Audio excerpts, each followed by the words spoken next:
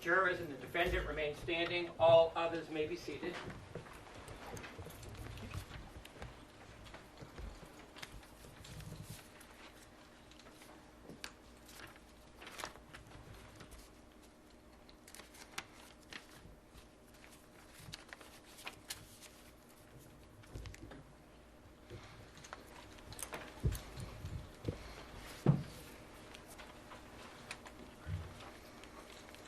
Madam Forelady, has your jury agreed upon a verdict? Yes.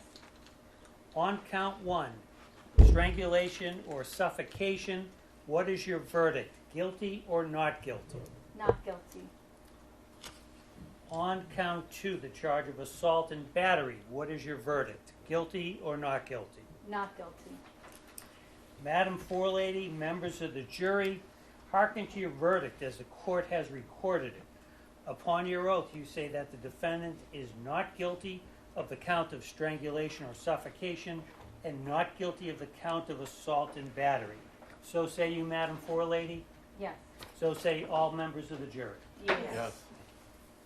All right, thank you. Jurors, please be seated for a moment. Everyone will be seated. Jurors, I told you during this trial and in my instructions that the verdict was your responsibility and your responsibility alone. Jurors, I want to thank each of you for your careful attention and your service throughout this trial. This case has involved a heightened level of public attention. Despite that, you have remained focused on the evidence presented in this courtroom and the law as I instructed you. That is exactly what is required, and it is essential to the fair administration of justice.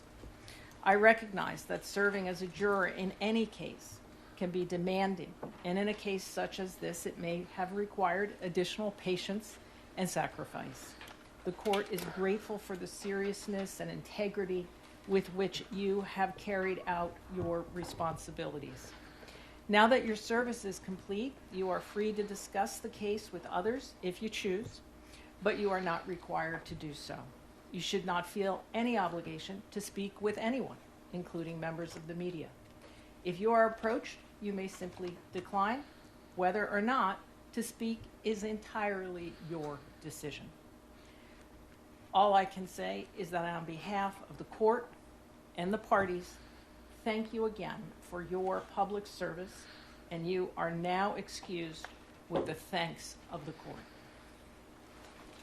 All rise, jurors, and step down, please.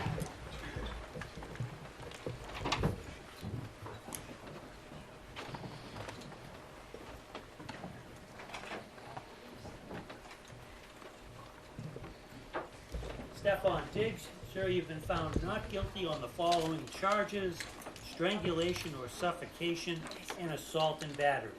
Such charges will automatically be sealed by the Office of the Commissioner of Probation and the Clerk's Office, unless you notify the Commissioner of Probation in writing within 10 days that you do not want the charges sealed, using the request not to seal court records under General Laws, Chapter 276, Section 100C form, which is available on mass.gov. The request not to seal form must be sent to the Office of the Commissioner of Probation by mail or email to the addresses provided on the form. If you want copies of any documents associated with these charges, you must request them immediately before the charges are sealed.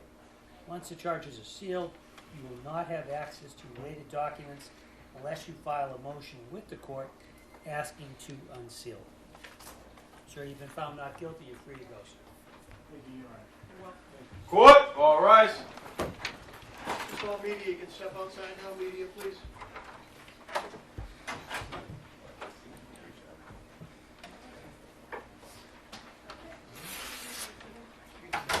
This court stands at a recess.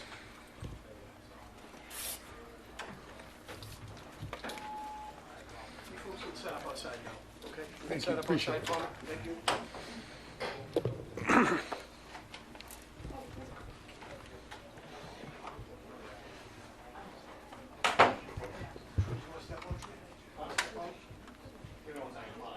Talk to counsel? Yeah, okay. Media, please step out. Please step out. Yeah. Please. Yep. Thank you. No problem.